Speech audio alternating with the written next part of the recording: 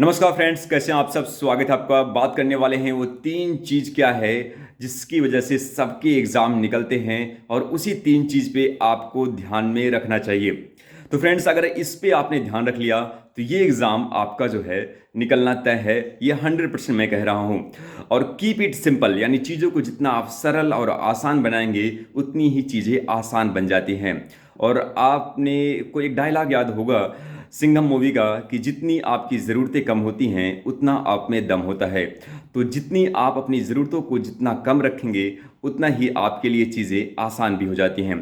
तो साथियों, बात करने वाले हैं वो तीन चीज़ें जो कि हर जो स्टूडेंट जो ध्यान में रखता है और जो एग्ज़ाम क्लियर भी करता है। पहली चीज़ है friends, limited source. Limited source मतलब क्या है कि जो आप बुक्स पढ़ रहे हैं वो लिमिट में होनी चाहिए। जैसे हिस्ट्री की एक लिमिट में बुक होनी चाहिए, ज्योग्राफी की history, geography, polity, science, economy. तो फ्रेंड्स, लिमिटेड सोर्सेज के साथ आप जो है पढ़ाई करिए, क्योंकि बहुत ज़्यादा आप आज किसी दोस्त ने कह दिया ये बुक अच्छी है, आप उसको उठा के लाए।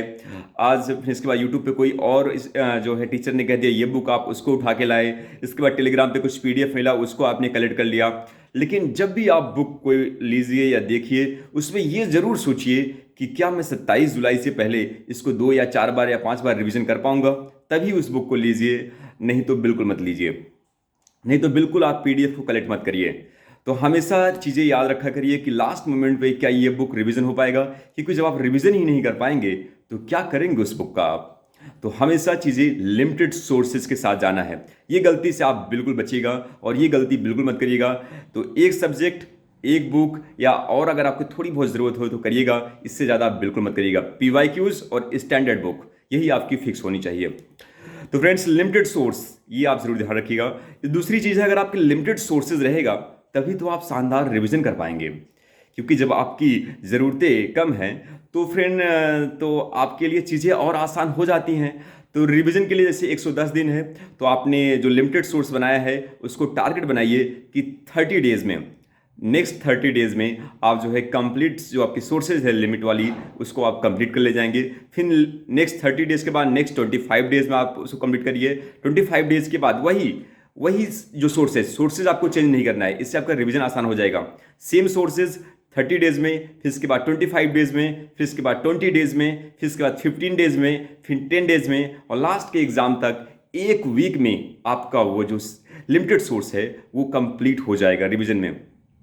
और लास्ट में तो आपके 3 डेज में जो है आप केवल पन्ना पलट पढ़ के रिवीजन कर ले जाएंगे। इतना ज़्यादा आपके लिए रिवीजन आसान हो जाएगा।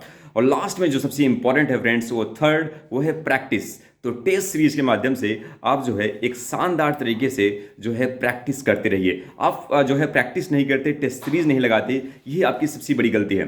तो यहाँ पे जो है आपको टेस्ट सीरीज के माध्यम से अलग अलग कोचिंग का जो है प्रैक्टिस जो है ज़रूर से ज़रूर करना है। तो तीन कॉम्बिनेशन, लिमिटेड सोर्स, रिवीजन और प्रैक्टिस, और इसी को अगर आप फोकस करेंगे तो ये जो है आपकी एग्ज़ाम जो है 27 जुलाई 2025 को किला जो है ये फतह होगा। And thank you so much friends.